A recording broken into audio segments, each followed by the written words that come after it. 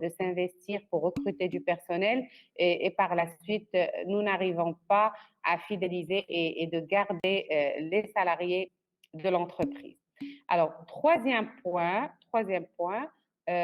le quatrième point, c'est la gestion de la rémunération. Parce que quand vous recrutez quelqu'un, vous êtes amené à lui attribuer un salaire. Et donc, on doit savoir quels sont les composants d'une politique de rémunération, quels sont les types de rémunération, quels sont les points sensibles qu'il faut prendre en considération pour pouvoir assurer une rémunération équitable dans l'entreprise. Et ensuite, on arrive au point 5 où on travaille sur le développement ressources humaines. Alors, quand on parle du développement ressources humaines, ici, on est amené à travailler sur plein on va dire, de points très, très importants et qui constituent le cœur du métier des RH. Et donc, ce cœur du métier des ressources humaines, quand on en parle, ici, c'est spécialement le volet formation. Alors, formation, vous savez, aujourd'hui, qu'on commence carrément à parler de la formation tout au long de la vie, à parler de la formation permanente et que quand on intègre une entreprise, même si on a eu déjà un diplôme, même si on est formé, même si on a un certificat, il est important de pouvoir continuer à mettre à Madame, jour les madame, compétences des salariés. pardon Oui, madame, madame oui, s'il vous plaît, nous sommes ensemble 1. madame oui, غادي نقراو ensemble حنا و ال1 et 2 ولا غادي oui, oui, oui. Alors, ensemble, vous êtes ensemble, vous pouvez intégrer le cours, il n'y a pas de souci. باسكو مدام لا C'est بلوبار ديال لي ستوديون كيتسناو في اللين الآخر ديالنا حنايا ديال ensemble 1. Non, non, vous leur dites comme quoi ils doivent se connecter au même lien parce qu'on ne va pas répéter cette séance, hein. Donc, vous leur dites de se connecter au même lien. Vous êtes D'accord, ensemble. D'accord? d'accord, Et en d'accord. fait, la prochaine séance, ça ne sera pas une répétition, ça sera un autre cours. D'accord? Je suis en train d'enregistrer, ne vous inquiétez pas. Donc, Oui, ce que madame, vous allez faire, c'est juste que vous informez les autres pour qu'ils ne restent pas comme ça en train d'attendre le lien. Heureusement qu'on vient de démarrer, donc on n'a pas encore démarré la séance. D'accord? C'était juste des introductifs, donc vous leur dites de nous joindre sur la session. OK? D'accord, d'accord, Merci, merci. Bien, alors je continue. Donc, j'étais en train d'expliquer tous les éléments relatifs au plan de cours qu'on sera amené à voir. Donc, j'ai dit qu'on va démarrer par la première séance qui est celle d'aujourd'hui. C'est le contexte et l'environnement de la gestion des ressources humaines. Deuxième point, il s'agit de l'analyse des postes et de l'organisation du travail. Et je vous ai dit qu'il est très important quand on ramène quelqu'un à l'entreprise, on va recruter un salarié, il est impératif de lui donner un descriptif de poste pour qu'il puisse maîtriser les volets relatifs à sa mission et ses fonctions. Troisième point, on va voir le recrutement. Alors, comment on recrute, les techniques de recrutement, les impératifs de recrutement, mais aussi la fidélisation, parce que quand on recrute, il est très important de capitaliser sur le personnel. Et d'ailleurs, aujourd'hui, on commence à parler du capital humain. Donc, il faudra savoir gagner en termes de capital humain et savoir fidéliser les employés de l'entreprise. Le quatrième point, il s'agit de la gestion de la rémunération. Et donc là, quand on parle de la gestion de la rémunération, ici, c'est tout ce qui est relatif au salaire, parce que quand on recrute quelqu'un, on est amené à lui attribuer un salaire. Donc, on va voir quels sont les composants du salaire, quels sont les composants des politiques de rémunération, quels sont les points sensibles pour que la rémunération soit équitable et pour en fait éviter toute injustice en termes d'attribution des salaires. Et le cinquième point, il s'agit du développement des ressources humaines. Et quand on parle du développement des ressources humaines, ici, il y a plein de volets dedans. Donc, vous avez d'abord la formation parce que quand on intègre une entreprise, même si on est diplômé, même si on a été formé, c'est très impératif de pouvoir garder à jour toujours les connaissances des salariés de l'entreprise et leur donner la possibilité aussi toujours d'évoluer et de développer leur dispositif de carrière à travers la formation. La formation, elle est très importante et donc carrément, comme je vous ai dit tout à l'heure, on commence à parler de la formation tout au long de la vie. Alors, deuxième point dans ce développement RH, c'est l'évaluation des performances. Donc, quand vous intégrez, vous me suivez un peu dans le process, on intègre un salarié, on lui donne un salaire, on lui met en place un dispositif de formation et d'accompagnement pour qu'il puisse développer ses compétences. Et donc, quand on parle de compétences, ça va au-delà, c'est-à-dire les compétences seraient amenées normalement à évoluer. Et donc, à chaque fois, on est amené à évaluer ses performances et de voir aujourd'hui ce salarié, il est à quel stade d'exercice de ses compétences, mais aussi il est à quel stade d'évolution en termes de performance. Alors, juste pour vous expliquer la nuance entre la compétence et performance, c'est très, très important. Les points d'explication que je vous donne, ce n'est pas une histoire de lexique. Ce n'est pas pour vous dire que je veux expliquer, ça veut dire quoi en français la performance et c'est quoi en français la compétence. Non, l'objectif, c'est beaucoup plus pour que vous maîtrisez le jargon technique et les points fondamentaux qui par la suite seront des outils sur lesquels on sera amené de travailler. Donc, on a, premier point, la performance et deuxième point, la compétence. Alors, je vous pose la question. Quand je vous dis compétence et performance, qu'est-ce que vous pouvez donner comme explication à ces deux termes techniques, d'accord, des ressources humaines, et quelle est la différence entre les deux? Parce qu'on a tendance à dire cette personne, elle est vraiment compétente, ou bien on dit cette personne, elle est vraiment performante. Ok, mais c'est pas la même chose, c'est clair. Alors, quelle est la différence entre les deux? C'est la créativité. Il vaut mieux que vous écrivez, d'accord? C'est mieux parce que je risque d'avoir plusieurs personnes qui vont parler en même temps. Donc, vous m'écrivez et moi, je lis et je vous réponds. Alors, n'écrivez pas juste comme ça, parce que là, vous avez mis la productivité. Non, c'est pas comme ça. Vous mettez compétence égale quoi? Performance égale quoi? Comme ça, moi, je vois un peu plus de visibilité par rapport à ce que vous avez écrit et je vais vous expliquer par rapport à ces points-là. Bon, il y a des étudiants ici qui ont écrit qui n'arrivent pas à entendre. Est-ce que c'est le cas pour tout le monde? Parce que je crois que les gens m'entendent, hein. Ah oui, madame, c'est mon cas. OK. Alors, compétence, de quoi on est capable? Tout à fait. Performance, c'est la créativité. Non, alors on n'est pas, quand on parle de performance, c'est pas forcément, on n'est pas encore au stade de la créativité, hein. Je vais vous expliquer. Après, vous allez voir les stades de la compétence. Performance, résultat concret. Oui, mais même quand on est compétent, c'est du résultat concret, mais c'est pas ça. Alors, compétences sont des connaissances acquises. Oui, c'est un ensemble de connaissances acquises. La compétence est le savoir-faire, alors que la performance est l'application, le résultat d'une compétence. Oui, vous approchez un peu de la définition. La compétence est la capacité à agir en situation. La performance est le résultat de ce que l'on fait. Oui, en quelque sorte, performance is how well you can do something. How well you can do something, oui, tout à fait, hein, dans la mesure où on est en train de mesurer le niveau de la compétence en question, la formation, le savoir-faire. La performance, c'est bien maîtriser les compétences qu'on possède, c'est l'amélioration de la personne, ça très bien. Alors, vous avez raison dans ce que vous avez annoncé. Je vais juste vous donner un peu plus de détails. Vous allez prendre un papier et un stylo parce que les explications n'existent pas sur le PowerPoint. Donc, vous allez prendre les points que je vais discuter avec vous. Alors, on va prendre la compétence, le terme compétence, et on va le disséquer à un ensemble de niveaux. Oui, Aya, oui. S'il vous plaît, je ne peux pas prendre la parole parce que sinon on va couper le cours, surtout qu'on enregistre. Et il faut que les étudiants qui suivent l'enregistrement puissent avoir le cours au complet. Donc, si vous avez des choses à dire, vous les écrivez. OK? Donc, je commence à expliquer le point compétence. Alors, compétence, déjà, vous l'avez expliqué ici, on a qui parle de capacité de faire, être capable de qualification professionnelle, de la maîtrise du savoir-faire, etc. Très bien. ولكن غادي نرجعوا l'explication technique en termes de jargon économique, gestion, etc. en matière de compétences. Voilà ce qu'on peut trouver comme définition.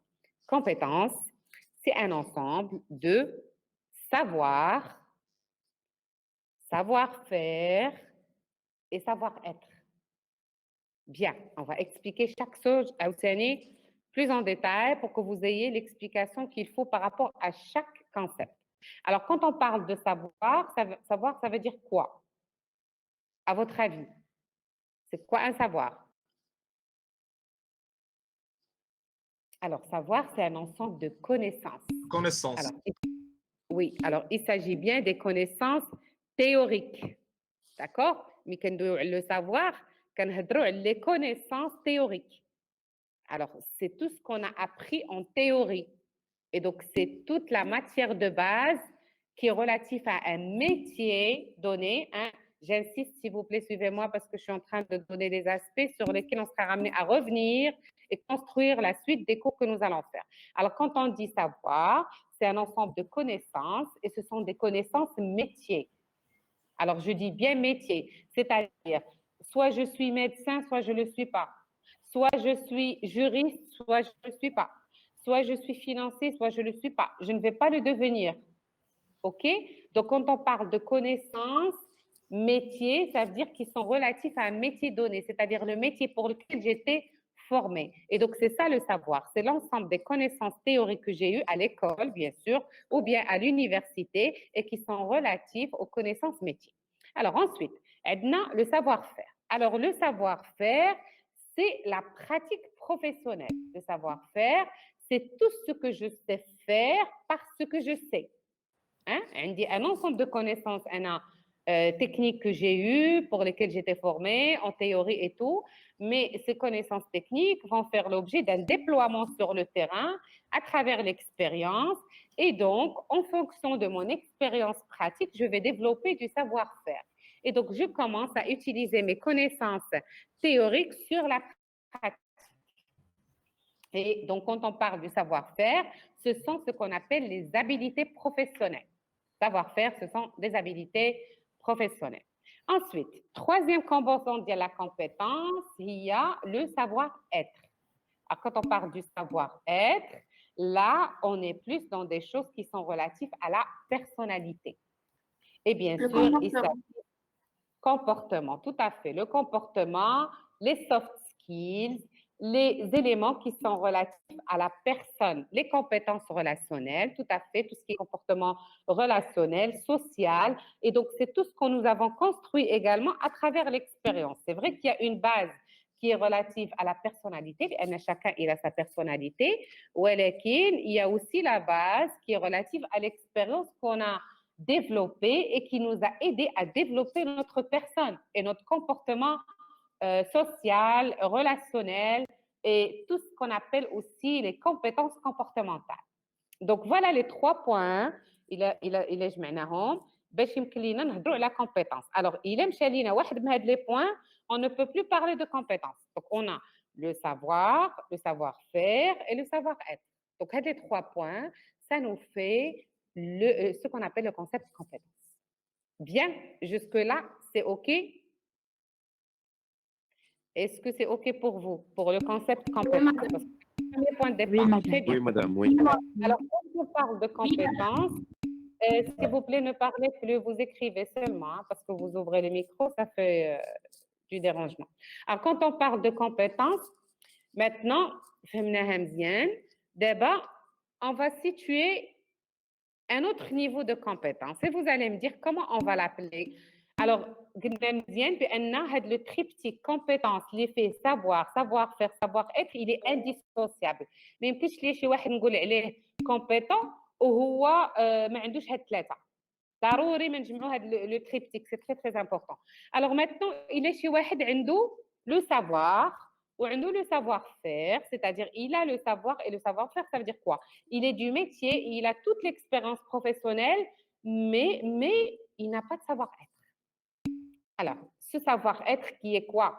Qui est quand il est en situation problématique, quand il a, par exemple, un problème de moyens, quand il a un problème d'outils, quand il se retrouve dans une situation inhabituelle, il finit par pouvoir assurer, malgré toutes les difficultés qu'il arrive à avoir. Alors, cette personne, سميتها compétente, ولكن متى نحيدوا ليها le volet relatif au savoir-être, elle devient quoi? Quand on a juste du savoir et du savoir-être. C'est-à-dire c'est quelqu'un qui a les connaissances métiers, il a la pratique professionnelle, ولكن si on le met dans une situation inhabituelle, si on le met dans une situation où on n'a pas d'outils, on n'a pas de moyens, etc., qu'est-ce qu'il faut faire? Qu'est-ce qu'on peut appeler cette personne-là? On ne peut plus parler de compétence parce qu'on s'est mis d'accord, on a dit tout à l'heure, la compétence, c'est les 3 points obligatoirement. C'est le savoir, le savoir-faire et le savoir-être.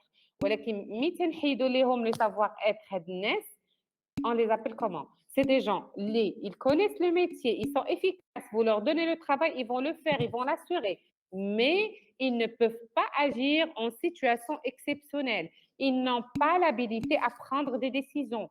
Ils ne peuvent pas aller au-delà de leur périmètre d'action qu'ils ont l'habitude de faire.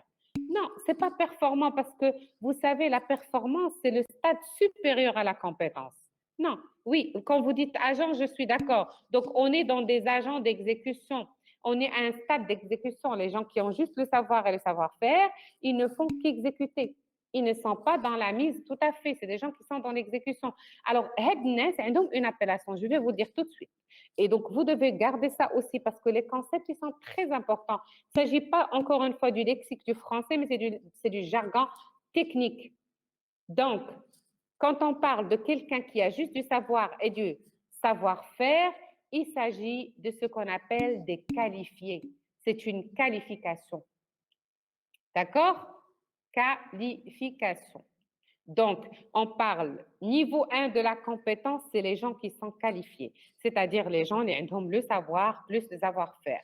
Les gens qui ont du savoir, du savoir-faire plus le savoir-être, là, nous sommes devant des compétents. C'est différent. Et donc, les gens qui ont le savoir et savoir-faire seulement, c'est des gens qui sont beaucoup plus dans des postes d'exécution parce qu'ils ne sont pas habilités à prendre des décisions, ils ne sont pas responsables, ils ne peuvent pas agir quand ils se retrouvent dans une situation. Des gens qui sont responsables, qui sont capables de prouver leurs compétences en situation. Et c'est pour ça qu'on dit, comme il a dit tout à l'heure dans les commentaires, la compétence, elle est situationnelle. La compétence, elle est prouvée sur le terrain. Quand je suis compétent, oui, d'accord, je veux bien. Quand est-ce que je vais vérifier si vous l'êtes ou pas? C'est quand je vous mets à l'épreuve. C'est quand je vous mets sur le terrain, vous allez exécuter un travail donné et je vais vous mettre devant une situation inhabituelle ou là, un jour, vous allez vous retrouver devant une situation où vous avez les moyens, tout ce qu'il faut pour pouvoir assurer et finalement, vous allez pouvoir atteindre l'objectif. Et à ce stade-là, oui, on peut dire que vous êtes compétent. D'accord? Vous avez bien compris que la compétence, elle est prouvée. La compétence, elle est vraiment situationnelle. Alors, donc, d'abord, je fais 2 niveaux de la compétence. Déjà, je fais le niveau 1, c'est quoi? Le niveau 1, c'est le niveau qualification. Le niveau 2, c'est le niveau compétence.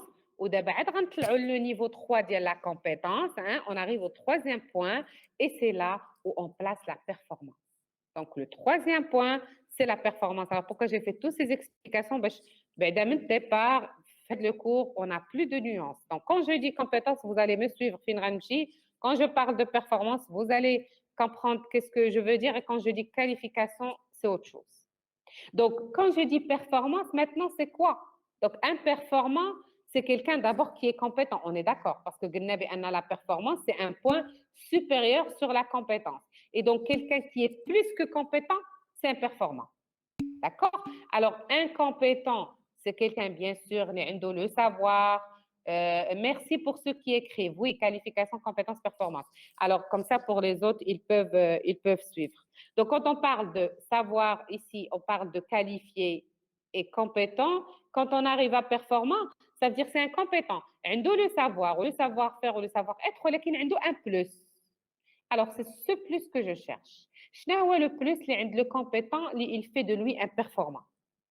C'est quoi ce plus que détient les compétents باش كيوليو valeur ajoutée? Très bien. Non, pas de créativité, mais ما وصلناش لهذا stade. On est à peine dans la performance. باقي ما وصلنا l'innovation. Non, on est dans la performance. Résultat remarquable, maîtrise, efficience. Voilà. Alors, je retiens le mot efficience. Alors, un performant, c'est quelqu'un qui est compétent, mais qui est efficient. Alors, quand on dit efficient, ça veut dire quoi? Ça veut dire il est dans l'optimisation de l'atteinte des objectifs. Il est efficace et efficient, tout à fait. Donc, c'est quelqu'un non seulement efficace, alors parce que Mikan Goulouchi efficace, ça veut dire quoi? C'est quelqu'un qui atteint les objectifs. C'est l'efficace. ولكن ملي تنبداو ندويو على l'efficience, là, on est dans l'optimisation. Quand on parle de l'efficience, on est dans l'optimisation des outils et des moyens pour atteindre des objectifs. C'est-à-dire, non seulement il atteint les objectifs, ولكن il les atteint en peu de temps avec peu de moyens. Ça veut dire que moi, par exemple, je donne un exemple, j'ai fixé à un salarié d'atteindre 70% de l'objectif tel, lui, il a réalisé 100% de l'objectif. Ça veut dire quoi? Ça veut dire qu'il a réalisé une valeur ajoutée de 30%. Ça veut dire réellement, il a réalisé 130% de l'objectif initial que je lui ai attribué. Et donc, pour qu'il puisse arriver à ce stade, c'est sûr, qu'est-ce qu'il a fait? Il a optimisé le temps et les moyens pour atteindre des objectifs.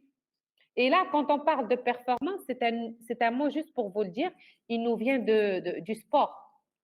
Alors, si vous connaissez très bien quand il y a des athlètes, pardon, est-ce qu'un il a réalisé telle performance, ça veut dire quoi il a réalisé telle performance, tel athlète? Ben, tout simplement, mais c'est parce qu'il est rentré le premier à la course. Non, rentrer premier à la course, c'est une compétence. Ça veut dire qu'il est assez capable pour rentrer le premier, mais parce qu'il a atteint un certain record. Alors, certain record, c'est quoi? C'est qu'il a optimisé le temps. C'est-à-dire, au lieu de rentrer, par exemple, dans tel temps, il a dû pouvoir rentrer bien avant le temps imparti à la course. Et donc, c'est l'optimisation finalement de temps.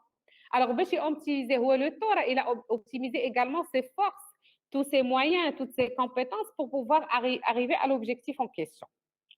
Et donc, c'est là la performance. Alors, juste vous dire qu'aujourd'hui, dans l'entreprise, c'est vrai que l'on cherche des compétents, ولكن on cherche beaucoup plus des performants. On ne veut plus juste des gens qui sont dans le savoir-faire et dans l'exécution du travail. On veut des gens qui sont au-delà de ça, dans la performance et dans l'optimisation du temps et des moyens. Comme vous le savez, aujourd'hui, avec la crise actuelle et avec le temps qui presse et avec la concurrence ardue, on n'a pas trop le choix. Il faut absolument optimiser le temps et les moyens pour atteindre les objectifs.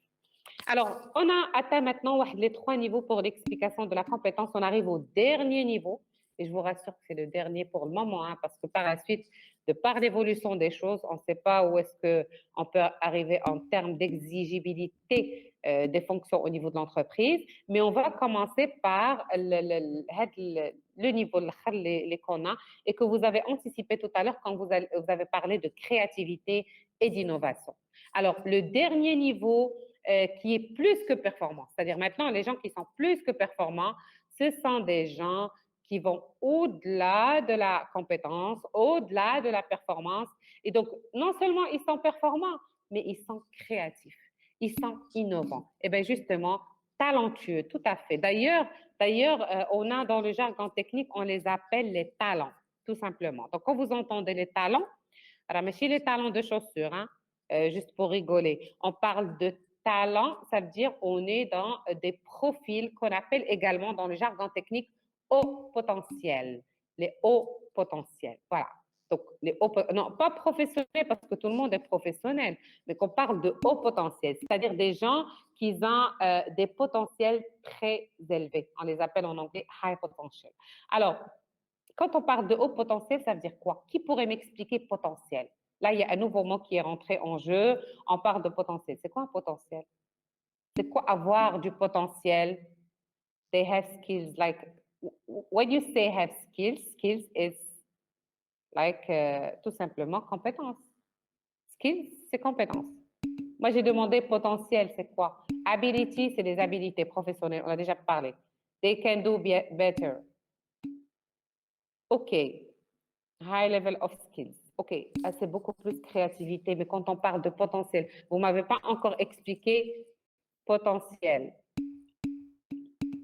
Le potentiel, généralement, référence capacité actuellement non réalisée. Oui, tout à fait. Alors, tout simplement, potentiel, c'est une compétence à l'état latent. Alors, quand je dis l'état latent, c'est-à-dire, c'est une compétence qui n'a pas encore vu le jour. C'est une compétence qui n'a pas été encore utilisée. C'est une compétence qui n'a pas été encore exploitée. Et donc, tous, hein, vous, moi, en fait, toute personne ici sur Terre, nous avons du potentiel. Juste qu'il y a des gens qui vont pouvoir découvrir leur potentiel, soit accidentellement, soit à une certaine occasion, soit ils auront des managers qui vont pouvoir les aider à pouvoir exprimer et développer leur potentiel, soit ils risquent de garder leur potentiel comme ça éteint chez eux à jamais, en eux à jamais. Et donc, quand on parle du potentiel, c'est justement ce point qui n'est pas visible, c'est la partie de l'iceberg non visible de la compétence. C'est-à-dire, c'est ce qu'on trouve en chacun de nous et on a la capacité à chaque fois d'en faire sortir des merveilles en termes d'exploitation, de compétences, de réalisation dans sa vie, que ce soit personnelle ou professionnelle. Alors là, en parlant toujours, on est dans le monde professionnel, quand on parle de high potentiel ou les hauts potentiels, eh bien, c'est justement ces gens-là qui n'arrêtent pas d'innover, qui n'arrêtent pas de créer, qui non seulement ils sont compétents et performants et sont dans l'optimisation de l'atteinte des objectifs, mais également ils sont créatifs, innovants, ils sont créateurs de concepts, ils sont eux-mêmes capables de former une nouvelle compétence. C'est ce qu'on appelle haut potentiel, high potential. D'accord? Et donc là, en parlant de là, on les appelle également dans le jargon littéraire de la matière les talents. Alors, donc, après, on va revenir par la suite. Je ne vais pas vraiment rentrer dans le détail parce que là, on est juste en train de on peut faire une description des concepts clés relatifs aux mots qu'on sera amené à utiliser et où on n'a plus le droit de faire des confusions par rapport à ces mots, s'il vous plaît.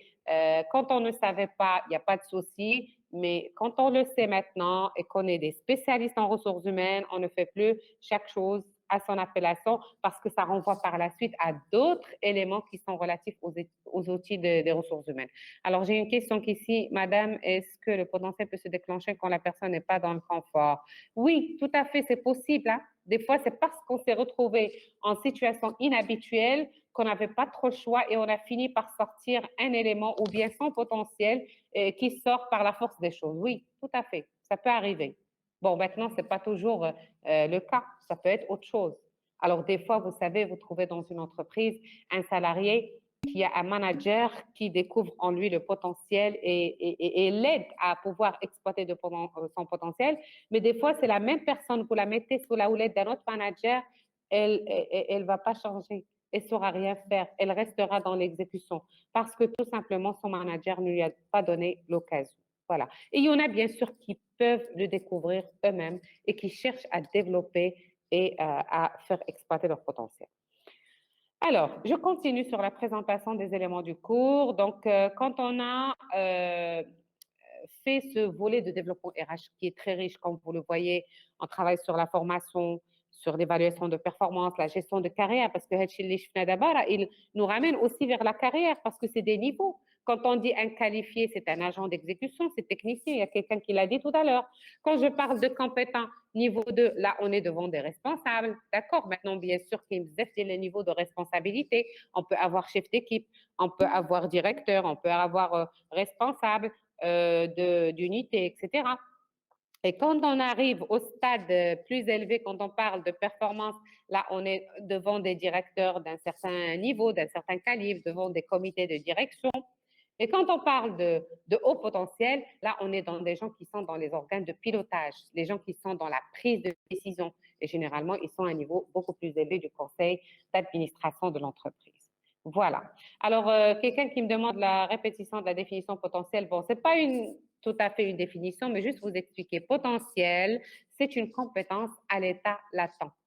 tout simplement. C'est une compétence qui n'a pas encore vu le jour. C'est une compétence qui n'est pas encore exploitée. Et donc, c'est tout ce qu'on peut avoir comme savoir, savoir-faire, savoir-être qu'on n'a pas encore exploité sur le terrain.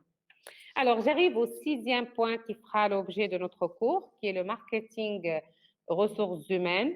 Et donc, là, on est vraiment, moi, je peux dire, la cerise sur le gâteau. C'est-à-dire, je ne peux pas parler de marketing ressources humaines si je n'ai pas déjà mis en place un dispositif de gestion des ressources humaines en bonne et due forme. Si je n'ai pas une vraie politique de ressources humaines qui prend en charge tous ces volets qu'on vient de voir, une bonne organisation du travail, un bon recrutement, un bon système de fidélisation du personnel, un bon capital humain, une politique salariale équitable, un bon dispositif de développement des ressources humaines et d'accompagnement en termes de formation, d'évaluation de performance, de gestion de visibilité de carrière, je ne peux pas parler de marketing aux ressources humaines parce que comme vous l'avez compris, marketing RH, le marketing, c'est un mot qui fait quoi en fait? Quand on parle de marketing, ça veut dire quoi? C'est marketer une image, c'est le développement d'une image de marque, c'est tout le travail qu'on fait pour pouvoir miroiter tout ce qu'on sait fait bien faire, tout ce qu'on sait bien faire. Alors que je veux miroiter quoi? Je dois miroiter une politique ressources humaines. Donc, si je n'ai pas vraiment tout ce qu'il faut en termes de politique de gestion des ressources humaines, je ne peux pas parler de marketing ressources humaines. Donc, le marketing ressources humaines, c'est une étape qui va venir par la suite une fois qu'on aura mis en place, qu'on a maturé notre politique des ressources humaines, et c'est ce qui nous permettrait de pouvoir marketer tout ce qu'on sait faire, tout simplement en matière de RH. Et c'est ce qui nous aide à faire quoi? C'est ce qui nous aide à mieux avoir une bonne attraction du personnel et des salariés, à mieux fidéliser le personnel recruté, à pouvoir avoir une bonne image de marque employeur. Et dernier point, et ça sera vers la fin de nos cours, on va travailler sur les défis et perspectives de gestion des ressources humaines parce qu'aujourd'hui, comme vous le savez très bien, tout est évolutif. Même la manière de gérer les hommes dans l'histoire, ce n'est plus, on va le voir d'ailleurs tout à l'heure au niveau du cours, on va essayer de les démarrer dans un petit moment. La gestion des ressources humaines, elle a très bien évolué et elle continuera à évoluer devant les défis et les perspectives qui l'attendent aujourd'hui avec toutes les contraintes. Aujourd'hui, avec le Covid, vous avez vu, on commence à parler de télétravail, chose qui n'a pas existé dans l'histoire. On commence même à parler dans les instances gouvernementales d'une législation dédiée au télétravail parce que nous ne connaissons pas ce télétravail et il faut les légiférer. Les gens ne viennent pas dans leur bureau et travaillent à travers Internet, ça n'a jamais été le cas. Et donc, ce sont parmi les défis et les perspectives de la gestion des ressources humaines qu'on sera amené à voir. Voilà, alors une petite mise au point parce que je vois ici sur les messages, il y a des gens qui se posent la question, est-ce que c'est les mêmes cours? Oui, c'est le même cours, il n'y a pas de différence entre gestion et éco-gestion pour moi. C'est le même cours, c'est la même séance, donc s'il vous plaît, soyez connectés au même stade et le cours, je vais essayer toujours de l'enregistrer pour ceux qui ont raté la séance, comme ça ils peuvent suivre. Mais c'est le même cours. Alors, l'avantage d'être en séance et en live, c'est de poser des questions, c'est d'avoir des explications, etc. Mais bon, les gens qui ont raté, ce n'est pas grave, ils vont pouvoir suivre le cours par la suite. Voilà. Bien, alors on va avancer. D'accord, on va avancer sur le cours. Et donc, vous avez bien compris qu'il s'agit de définir la gestion des ressources humaines et on expliquait, ça c'est un peu les objectifs de notre cours, d'en expliquer les principales étapes historiques de l'évolution, ça on va le voir, situer la fonction RH dans son contexte, mieux comprendre les pratiques en matière de ressources humaines et acquérir tout ce qu'il faut en termes de connaissances. Bon, en gros, c'est acquérir une vision globale des principes fondamentaux des processus de gestion des ressources humaines et en comprendre l'utilité. Donc, on va commencer par ce chapitre introductif où on parle des éléments de contexte. Et donc, on va démarrer par la définition de la gestion des ressources humaines.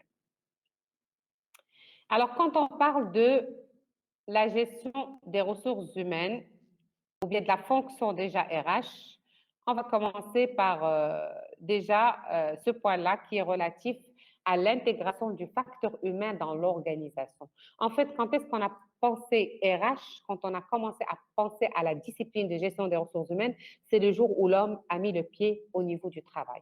Et là, ça date de bien longtemps. on va voir un peu dans l'histoire, c'était quand on a commencé à parler de gestion des ressources humaines. Alors, premier point, c'était à l'époque de l'industrialisation. Et donc, vous avez sûrement vu ça, je ne sais pas, dans vos cours d'histoire géo ou peut-être dans théorie des organisations. D'ailleurs, l'objectif, ce n'est pas de faire théorie des organisations, je vous fais juste un petit rappel, mais je vous renvoie vers le cours de théorie des organisations pour que vous puissiez avoir tous les détails par rapport à cela. Donc, c'était l'époque de l'organisation scientifique du travail. Alors, à cette époque-là, qu'est-ce qu'il y avait? Les caractéristiques qui étaient exigibles au niveau du travail, d'ailleurs, avec l'ours, on ne parlait pas compétences, on ne parlait pas performance, on n'était pas du tout à ce stade-là. On était beaucoup plus dans la qualification. Donc, on cherchait des gens qui sont plus ou moins qualifiés, on était plus dans une faible productivité et on m'a dit que vous n'arrivez pas à voir le cours. Je ne sais pas, est-ce que c'est le cas pour tout le monde? Vous n'arrivez pas à voir le partage de l'écran? Ah, c'est bon, donc vous voyez. Bien, alors, donc ici, il s'agit, comme j'ai dit, d'une époque où on était plus vers du personnel qualifié. Oui, tout à fait, le taylorisme, tout à fait. Et donc, l'homme, il était réduit à quoi? Il était réduit à une simple force de production, à un simple outil d'ajustement. Alors, quand on parle de simple force de production, outil d'ajustement, ça veut dire que le grand souci dans l'entreprise, c'était quoi? C'était le rendement. Le grand souci dans l'entreprise, c'était d'assurer le maximum de rendement possible, le maximum de quantité. Et donc, ça nous renvoyait vers l'automatisation du travail. Oui, tout à fait, quand vous parlez de robotisation, c'est un peu plus élaboré, mais à l'époque, on était plus dans l'automatisme, d'accord, l'automatisation du travail. Et donc, à ce stade-là, on est beaucoup plus dans des aspects qui sont relatifs à une organisation scientifique du travail. Elle est scientifique parce que c'était tout est calculé 1 plus 1 égale à 2, c'est-à-dire on était plus dans le quantitatif, le rendement. Alors l'homme, finalement, c'était quoi? C'était un outil, comme les autres outils. Et on ne pouvait pas être plus que ça quand on parlait des outils au niveau du travail. On ne pouvait pas dire que l'homme, il était plutôt dans la performance. On ne parlait pas soft skills. En fait, que ce soit cet homme ou quelqu'un d'autre, il n'y avait pas de différence. Pour nous, c'est une histoire de quoi? C'est l'histoire de quantité et de coût. Voilà. À l'époque de l'Organisation scientifique du travail, tout à fait, c'est d'optimiser au maximum les coûts de production, c'est de maximiser au maximum la quantité rendue en termes du rendement productif, et c'était spécialement la productivité. Bien, alors vous savez qu'est-ce qui s'est passé par la suite. L'organisation scientifique de travail, elle a eu beaucoup de critiques. Je ne veux pas rentrer dedans, c'est pour ça que je vous envoie vers théorie des organisations et que les films de Charlie Chaplin, si vous avez déjà vu le temps moderne de Charlie Chaplin, ben, c'était une critique directe du taylorisme quand on montrait Charlie dans l'usine toute la journée en train de répéter les mêmes tâches. Bon, je savais, il dévissait des creux, je ne sais pas qu'est-ce qu'il faisait au niveau de ce film-là. Et quand il sort tellement qu'il est devenu aliéné par le travail qu'il faisait, il a commencé à suivre n'importe quel. Des fois, il voit juste les boutons d'un manteau d'une dame ou d'une demoiselle, il la suit, il fait le même geste. C'était vraiment très rigolo, mais en fait, c'était un drame, c'était dramatique. Ça veut dire les gens, ils ne sont plus propres d'eux-mêmes. Les gens sont devenus comme des robots, comme vous l'avez dit tout à l'heure, et automatisés sur un ensemble de gestes. Et donc, finalement, bien sûr, il y a eu d'autres courants qui sont venus par la suite pour critiquer le taylorisme et dire arrêtez de considérer l'homme comme une machine, arrêtez de considérer l'homme comme un outil de travail. L'homme, il a aussi bien un cœur, aussi bien un cerveau et aussi bien une main, hein, parce qu'on était beaucoup plus vers le travail manuel. Et l'homme au travail, il était réduit juste à un outil de travail, pas plus. Et bien sûr, après, jette l'école psychologique, l'école sociologique, le behaviorisme, tout ça, vous avez déjà vu. Et puis, on est arrivé à ce qu'on appelle l'école systémique. Alors, quand on parle de l'école systémique, là, c'est un peu même la tendance en matière de gestion des ressources humaines aujourd'hui. Quand on parle de l'école systémique, ça veut dire l'homme, il faut le réfléchir en tant que système. L'entreprise aussi, l'organisation doit être réfléchie en tant que système, un ensemble. D'accord? On ne peut plus dire que l'homme, c'est juste une main. Hein? Ou bien c'est juste un cerveau, ou bien comme c'était à l'époque du taylorisme, il y a ce qu'on appelait l'école blanc et l'école bleue. L'école blanc, c'est les ingénieurs qui réfléchissent, et l'école bleue, c'est les ouvriers qui exécutent.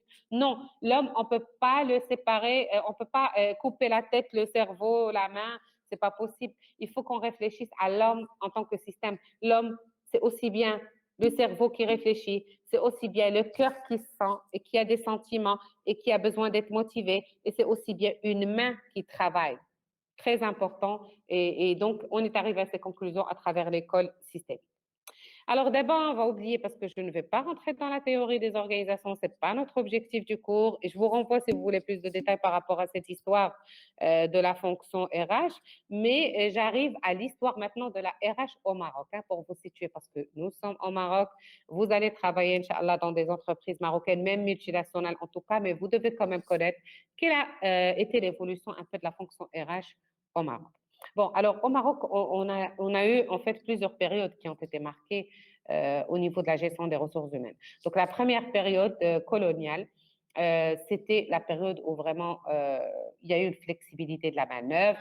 Il y avait le patronat français, et donc c'est lui qui mettait en place tout ce qu'il y a comme dispositif de travail. Et le mode de gestion du personnel, il était totalement discriminatoire dans la mesure où les patrons, c'était essentiellement les Français et les colons, et les autres, c'était les exécutants. Ils étaient dans des postes vraiment d'exécution. Alors, par la suite, qu'est-ce qui s'est passé? Il y a eu l'indépendance du Maroc. Et donc, depuis l'indépendance du Maroc jusqu'aux années 90, il y a eu la naissance et le renforcement, la structuration du rôle des syndicats. Donc, c'est là où on a commencé à parler du syndicalisme. Et donc, et c'était un peu ce qui s'est passé également au niveau de l'époque de l'Organisation scientifique du travail, parce qu'il y avait le patronat, après, il y avait le prolétariat qui est venu juste après. C'était justement pour défendre les intérêts du personnel. Alors, formalisation d'un système d'administration du personnel et la mise en place des dispositions des salariés, des services sociaux pour commencer à bénéficier de la couverture médicale, sociale, etc. Et donc, on a commencé à avoir une législation de travail. Alors, maintenant, passons des années 90 à date d'aujourd'hui et de la mondialisation telle que vous l'avez connue. Alors, quand on parle de cette époque et puis jusqu'à ça d'aujourd'hui, l'entreprise commence à intégrer le facteur humain dans son positionnement compétitif. Alors, je vais vous dire une chose quand je parle de positionnement compétitif. Aujourd'hui, vous savez que les entreprises se retrouvent devant une situation qui est très rude en matière d'agressivité commerciale.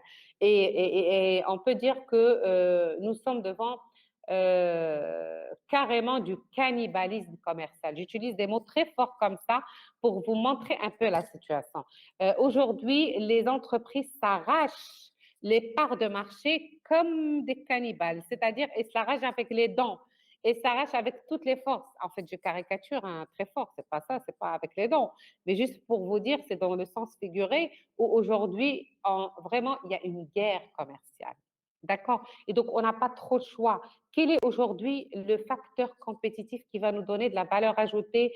Quel est le facteur compétitif qui va nous donner un avantage concurrentiel au niveau de l'entreprise? Ce n'est plus le prix.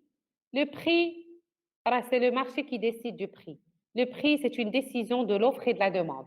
C'est un arbitrage qui se fait entre l'offre et la demande qui va nous faire découler et nous fixer les prix sur le marché. La qualité, c'est une exigence du marché. Aujourd'hui, si nous n'avons pas un produit de qualité, on peut vendre une première fois, mais on ne va plus vendre par la suite parce que rapidement, le consommateur saura que ce ne sont pas des produits de qualité. Donc, le prix et la qualité, c'est des exigences et des arbitrages qui se font de marché. Alors, qu'est-ce qui fera distinguer une entreprise d'une autre aujourd'hui? Si on a les mêmes prix, si on a la même qualité, si on a les mêmes produits, hein, parce qu'il y a des entreprises qui vendent les mêmes produits, typiquement les mêmes produits, mais qu'est-ce qui fera distinguer une entreprise d'une autre? Qu'est-ce qui rendra le travail de cette entreprise plus compétitif qu'une autre?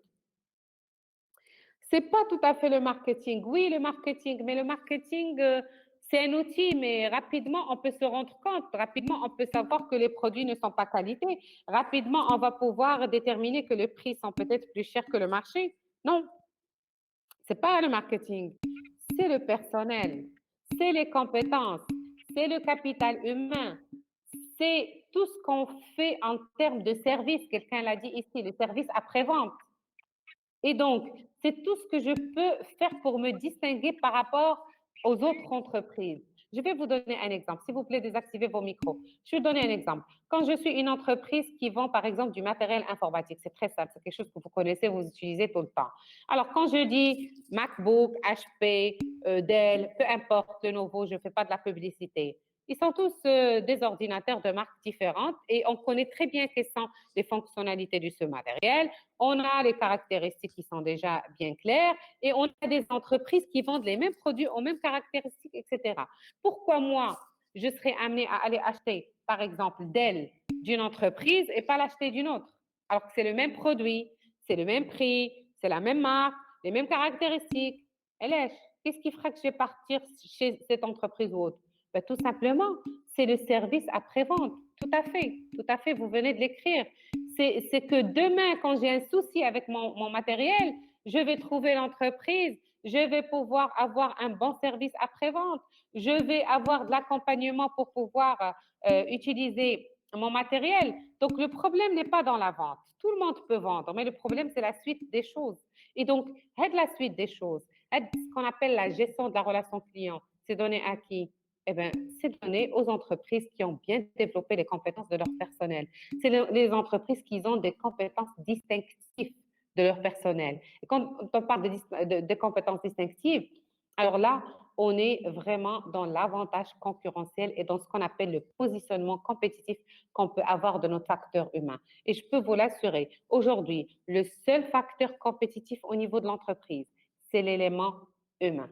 Et donc, on a besoin de mettre à niveau, que ce soit d'une manière quantitative et qualitative, d'une manière permanente, les ressources humaines, ce qui est devenu incontestable et très important, avec tout ce qu'on peut mettre en œuvre comme politique de ressources humaines et qu'on sera amené à voir tout au long des séances de ce cours.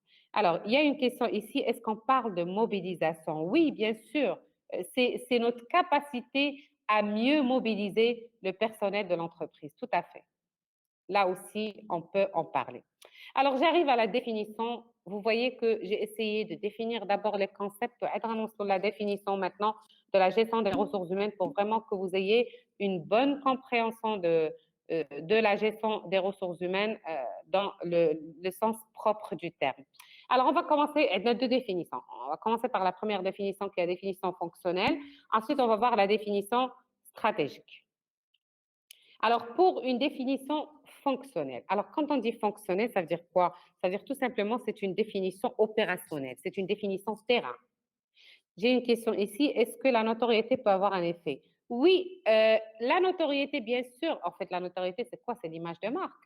D'accord? On peut, avec un seul incident, faire écrouler toute l'image de marque que nous avons déjà construite. Donc, il est important et impératif de maintenir son image de marque parce qu'on peut avoir une très bonne image de marque, mais si on ne continue pas dans le même ordre de qualité, d'écoute du marché, de gestion de relations clients, on peut facilement perdre son image de marque. Et c'est ce qui fait qu'il y a des fois des déclassements qui se font sur la scène stratégique, vous les connaissez très bien. Qui a été le premier sur le marché de téléphone mobile? C'était quoi? C'était Nokia. Nokia, aujourd'hui, où est-ce qu'il se positionne par rapport à la téléphonie mobile? C'est foutu. Vous voyez? Alors, après, qui a été le premier classé en matière de smartphone, etc.? C'était Apple. OK, les iPhones. Mais aujourd'hui, iPhone, est-ce qu'il se positionne autant? Ben, il a été en quelque part dépassé par Samsung. Vous voyez, donc pourquoi? Parce qu'il y a toujours des challengers, il y a des leaders, il y a des challengers, il y a des suiveurs. Ça, vous allez le voir dans votre management stratégique. Donc, on ne peut pas être leader tout le temps si on ne continue pas, on l'a dit tout à l'heure, dans l'innovation, la créativité. On ne peut pas toujours gagner la position de leader. On aura toujours des gens qui sont derrière, à nos trousses, qui sont les challengers. C'était un peu le cas de iPhone de Apple et de Samsung. Et c'était le cas.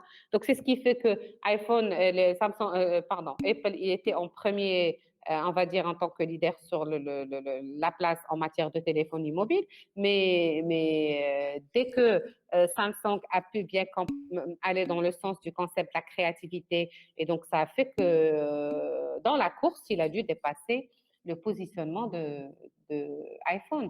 Donc voilà, je ne rentre pas trop dans le détail par rapport à cela, mais juste pour vous donner une explication par rapport à ces aspects. Donc la gestion des ressources humaines est un ensemble de quoi? Est un ensemble de fonctions et de mesures. Alors encore une fois, je vais m'arrêter pardon, sur le terme fonction pour vous dire, une fonction c'est quoi? Est-ce que vous entendez tout le temps fonction? Fonction c'est quoi? Fonction c'est quoi? Qui est-ce qui pourrait me dire c'est quoi une fonction? La base. C'est pas très clair quand on parle de... Non. Fonction, c'est quoi?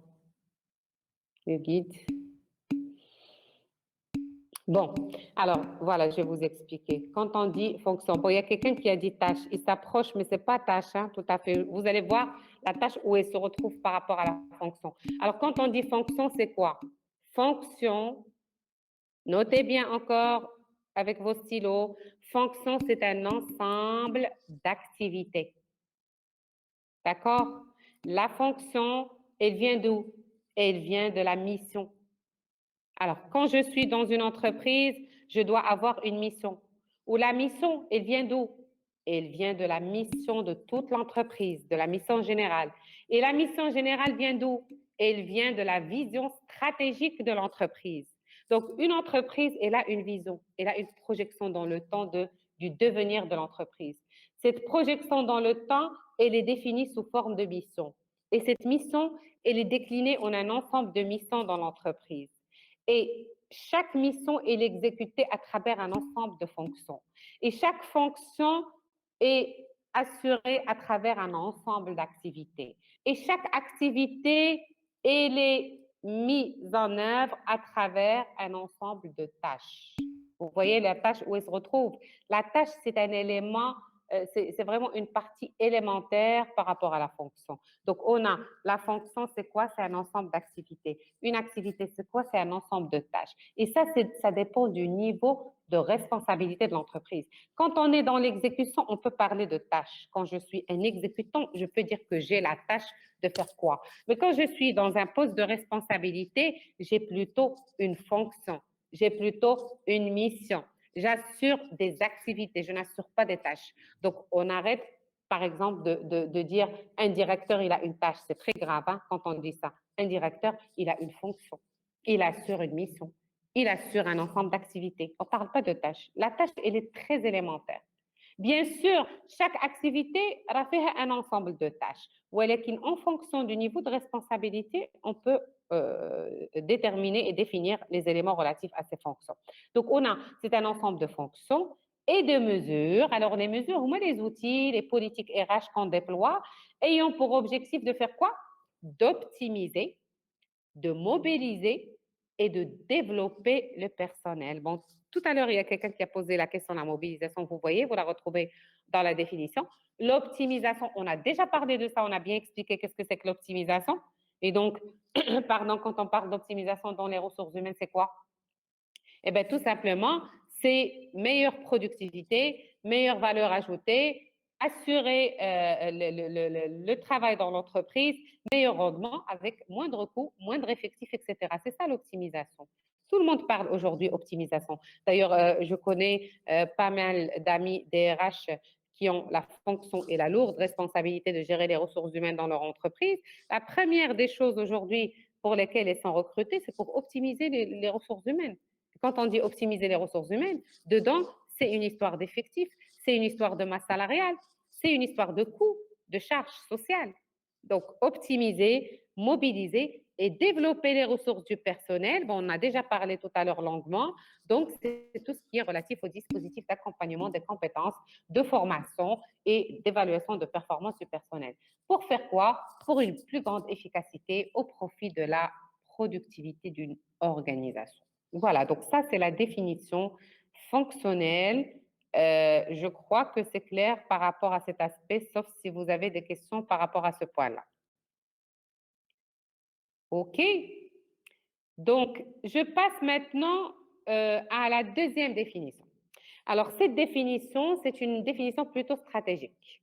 Ici, ça veut dire que je vais vous ramener dans une vision d'en haut de la fonction et vous allez voir la gestion des ressources humaines d'une manière beaucoup plus stratégique et globale.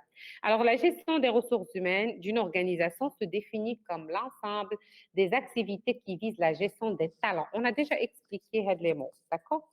Et donc maintenant, vous les comprenez mieux quand on les met dans la définition. Les talents, c'est les hauts potentiels, etc. Vous voyez ici qu'on est en train de parler des niveaux beaucoup plus supérieurs. On parle de talents et de high potentiel.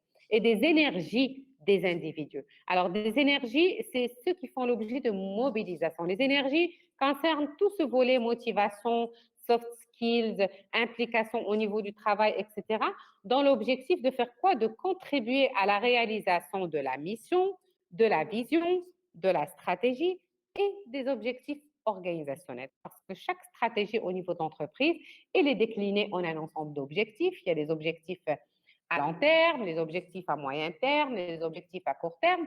Et dans ces objectifs, on a ce qu'on appelle les objectifs organisationnels, c'est-à-dire comment on est amené à être organisé demain pour une meilleure efficacité, pour un meilleur rendement, pour une meilleure efficience de la marche de notre entreprise.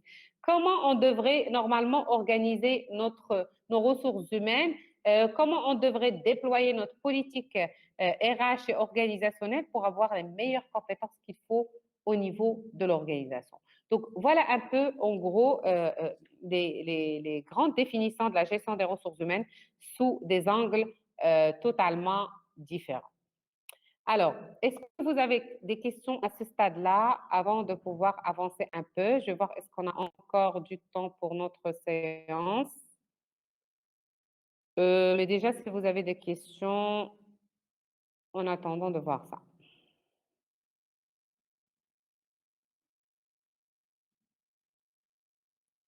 Est-ce qu'il y a des questions?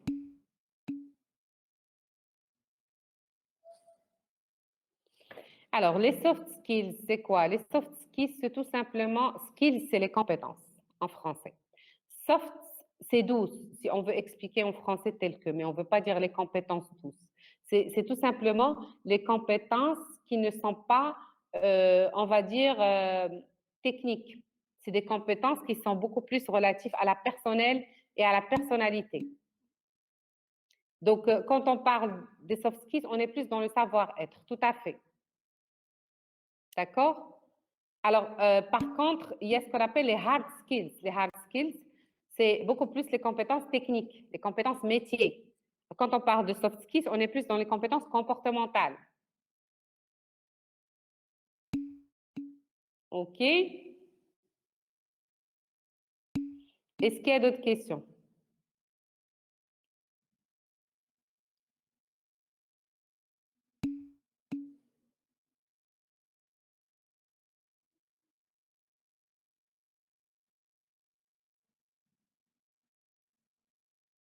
C'est bon?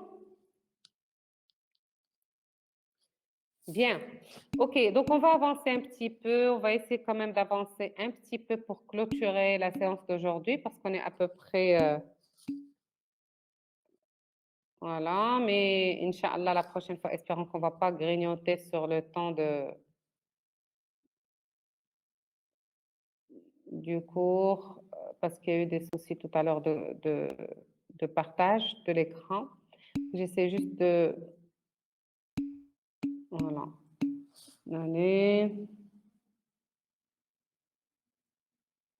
Oui, la séance, elle est enregistrée. La confiance, l'intelligence émotionnelle, la communication, la gestion du temps. Oui, tout à fait. Ce sont les soft skills. Alors, syndrome de crocodile, etc. On n'est pas dessus. En fait, il y a une base à ce cours. En fait, quand on parle de cours, on a des fondamentaux d'abord qu'on doit mettre en place. Après, on peut parler d'autres spécificités qui peuvent être en termes soit de syndrome ou d'autres spécificités. Ça va arriver. Mais d'abord, on doit unifier notre langage tous par rapport à l'esprit de ce cours et que tout le monde puisse avoir le même point de départ, la même compréhension des concepts, quel que soit votre niveau, quel que soit votre parcours et qu'on puisse aller avec un bon départ pour la suite du cours. Voilà. Donc, c'est ça mon premier souci. Après, on va y aller doucement. Bon, je crois que c'est bon. Moi, j'attends juste s'il y a des questions, on va arrêter notre cours pour aujourd'hui. On n'aura pas le temps d'entamer autre chose parce qu'il faut qu'on le termine. Alors, je vais planifier encore le cours. Je veux juste préciser, s'il vous plaît, d'annoncer éco-gestion. Gestion, c'est la même chose, hein. Vous aurez le cours de la même manière. Il n'y a pas de différence entre les deux. Deuxième des choses, ça sera le même lien. Donc, quand vous mettrez le lien, il sera le même. Je vais planifier la séance. Votre prochaine séance, c'est lundi à 8h45, Inch'Allah. Donc, on a juste le week-end où on n'a pas cours. Et lundi, Inch'Allah, je vous retrouve à 8h45, Inch'Allah. Alors, donc, vous aurez dès que je termine la séance d'abord, je vais planifier votre prochaine séance dès le lundi. Et donc, vous allez rentrer sur la session juge comme que ce soit éco ou la gestion, lundi à 8h45. Donc, pour l'emploi du temps, on aura toujours les cours le lundi à 8h45, le vendredi à 10h15. Toujours. D'accord? Et dans la semaine, vous aurez 2 cours de suite, mais ça ne sera pas une répétition, ça sera la suite du cours. Maintenant, quand on aura maturé les choses, je vais commencer à vous donner des travaux à rendre ou peut-être à exposer. Quelqu'un de vous va partager avec moi l'écran, il peut exposer. Et Inch'Allah, on va aller vers les TD. Mais il faut que vous ayez d'abord tout ce qu'il faut en termes de concepts. Voilà, donc moi je vous remercie, je vais finir avec ça. Je vous remercie pour votre attention et n'hésitez pas s'il y a des questions et je vous souhaite bon courage pour la suite des choses. Bonne journée. À très bientôt. On vous remercie, madame. Au revoir. À lundi, Inch'Allah.